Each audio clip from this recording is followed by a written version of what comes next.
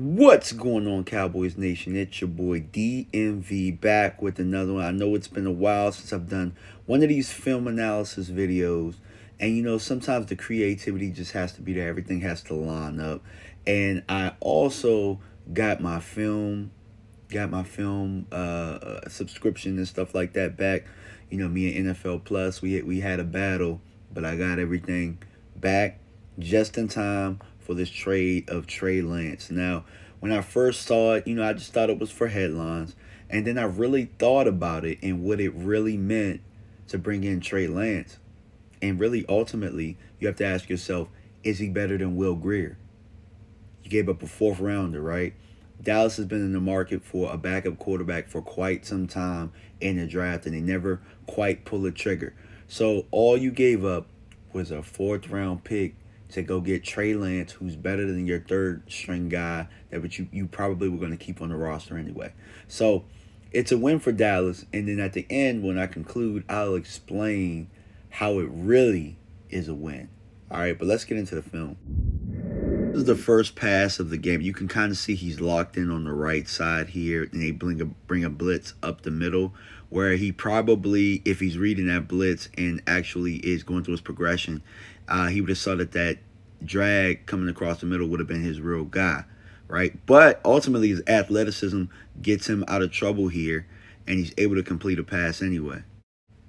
Now, right here, they're going to motion a fullback down to the H-back, and they're going to do a familiar play action flood concept that a lot of teams run, right? So you can see the receiver from the top come down to fulfill the flats. The tight end probably should have stayed in the middle here because he makes it a little bit clunky here for the drag route to come across, but he's still able to complete a pass to the flats and still get the first down. So he makes something out of nothing on this play. And, this is a wrinkle that Dallas does have. I don't know if you guys remember that chunk play in the preseason with John Stevens. But yeah, Trey Lance is able to make something out of nothing there just to get a first down. But remember the film that I broke down with the Chiefs and how the Cowboys could kind of take some things from the Chiefs and add that to their playbook? The Chiefs have that wrinkle, and as you can see, they get a completion there. But Dallas has the wrinkle as well too. Now, it left out the part where the other tight end occupies the middle, but it's still a play that everybody has, and you can see that he executed it. Now, here is just a simple West Coast principle here, getting the back out in the flats here with the curl route. And, this is where he's going to fit in perfectly with Dallas because he is able to do the quick reads. He has athleticism, so he's going to occupy linebackers, as you can see right there, with just a simple handoff. This right here, this play is kind of Kansas City centric here, where we're going to keep two of these guys occupied on the backside, give us numbers on the front side for the run here. So his athleticism and the things that he's able to do opens up avenues in other places.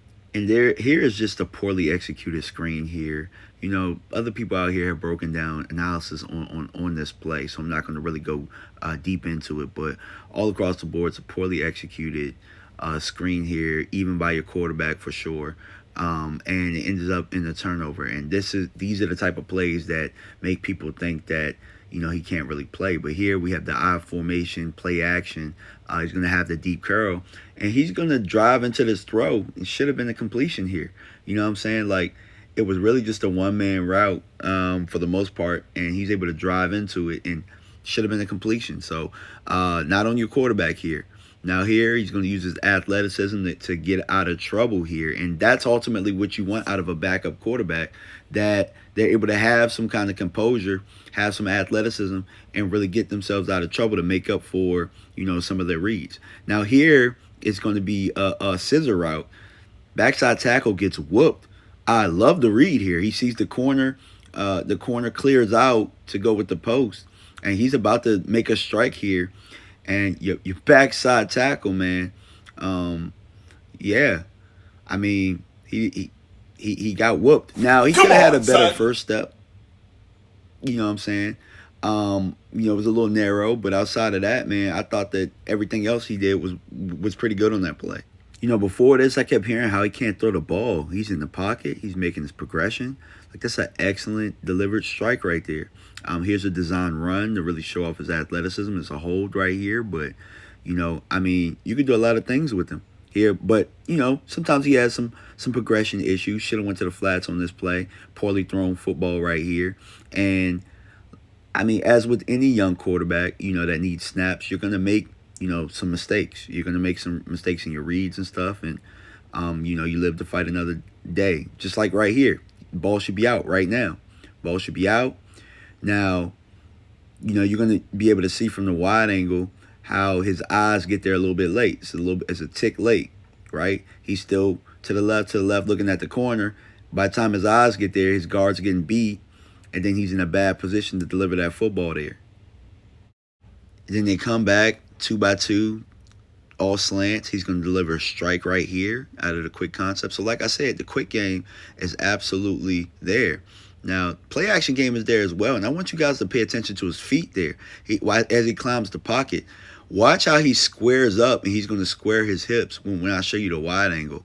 Like this right here is how it's supposed to look in drills. Tackle's getting beat, climbs the pocket, squares, and delivers a good football that should have been caught. I mean, it was a penalty on the guard, but still, look, strike.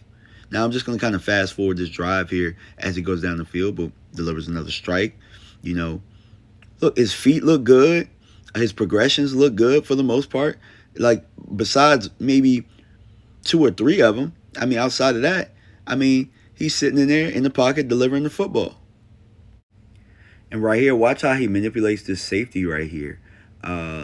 And the safety's going to be caught in no man's land. He's going to deliver a strike right onto the tight end right here. So you're going to see the wide angle right here. Eyes to the left, eyes to the left. He's going to come right back right, deliver a football for the touchdown. Now, I don't know if they got a penalty or something like that, and they pushed it back for that 2-point conversion. But ain't much you can do on this play right here. And this is where we're going to I fast forwarded to, he had a game-winning drive. I didn't add that, but, what I'm saying, he delivered strikes and strikes on that as well, and they win the football game. So Trey Lance offers you a guy that's going to come in here and be able to do a lot of the things that you want to do. He has a lot of the same traits that Dak Prescott had as a young quarterback. So what better way than to have Dak Prescott mentor him? I'm fairly certain Dak Prescott is going to be that leader, and he's not going to be a guy that has his head over his shoulder and not teach this poor kid, because I think that Dak knows what that feels like to be in those shoes.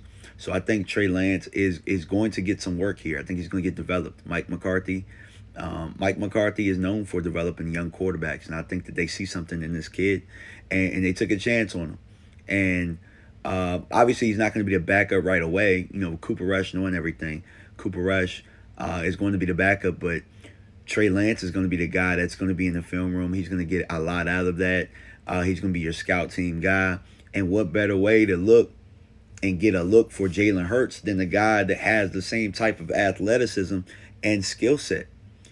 He might even have better arm talent, to be completely honest with you guys. Eagle fans are going to hate me saying that, but that's why it's a win-win, because you gave up a 4th-round pick for him, which if you look at Dallas's track record as of late, Dallas gets a lot of comp picks because of their draft success, because of the formula and how they run things. So they get 2 to 3 comp picks a year. So you're really just risking one of those comp picks essentially. So, a lot of people are looking at this and saying, well, Dallas gave up a 4th-round pick and blah, blah, blah, blah, blah. What the hell San Francisco give up to get him? They gave up 3 first-round picks and the 3rd. Dallas gave up a pick that they're probably going to get back because somebody else is going to sign somewhere else. So at the end of the day, what did Dallas really give up? But I appreciate you guys for tuning in, man. Make sure you like, comment, and subscribe, man. I'm dying to hear you guys' feedback. All right, peace.